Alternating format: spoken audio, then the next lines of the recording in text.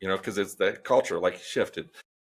I wonder if we had PD and had the whole school go through having you do the workshop and do math differently. I feel like that could shift our whole culture, kind of giving all of our teachers permission to move away from the lecture and from the teacher-centered learning to student-centered learning.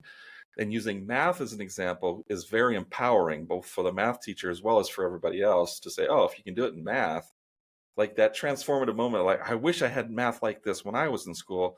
Because if I can think like this in this math workshop, certainly my teachers can think like this about their challenging work of teaching. And so I think, yes, it's really a shift in mindset about how do we engage any learner, a parent learner, a teacher learner, a para-educator learner, any learner in deep and reflective thinking. So yeah, I think you're onto something. Yeah, I think that's the way I would go if I were the principal, thinking about how I was going to bring you in and if you were worth the investment just for my math, because I only have, a couple math.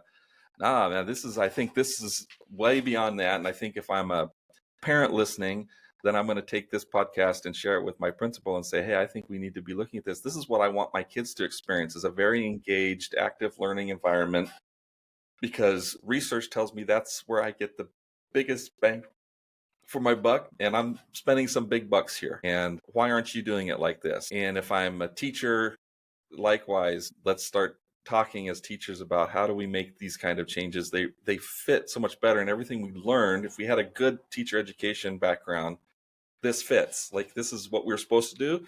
And then we got to school and we got a textbook that didn't do it, and then we're teaching to tests. And The school culture, Scott, I cannot speak more.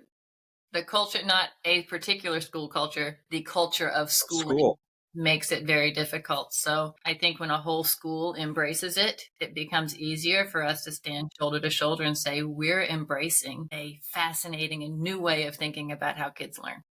Yeah. And I Math, think language arts, science, STEM, tech, music.